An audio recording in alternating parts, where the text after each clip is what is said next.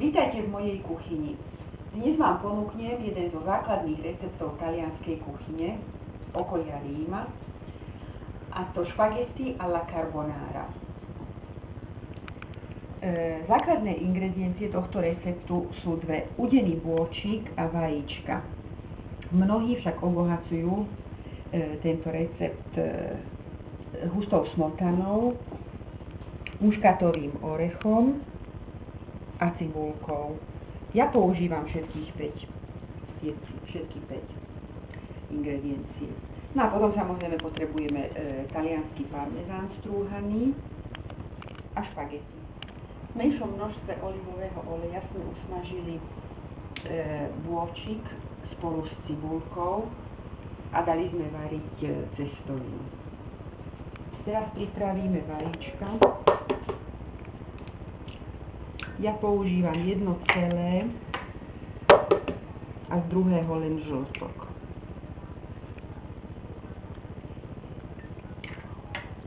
K vajíčku pridáme nastrúhaný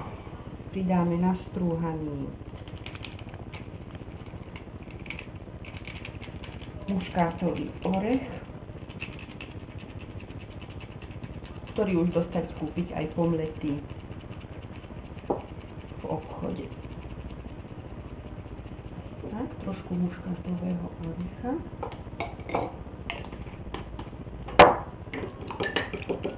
Vymiešame.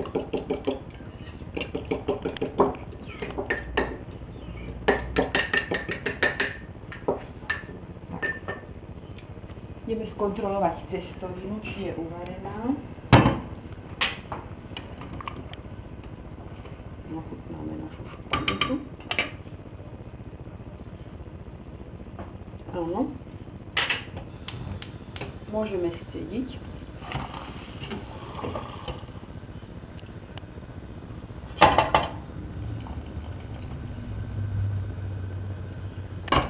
Pridáme do panvice k cibulke a k bôčku.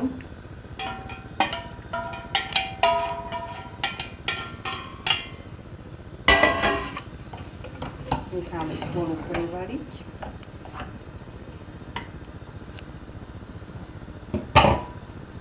Pridáme vajíčko.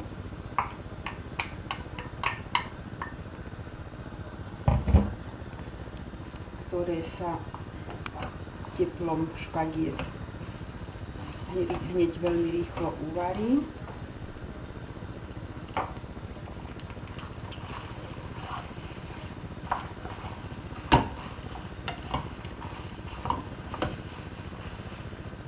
Pridáme smotanu.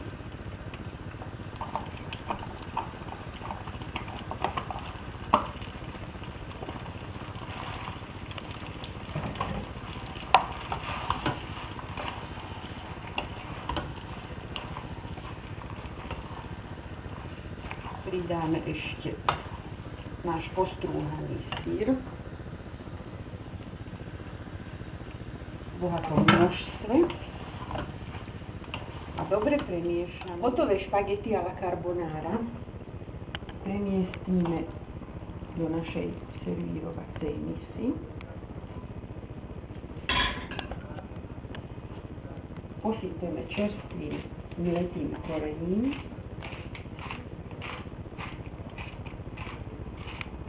Tak. Hotovo. A do toho.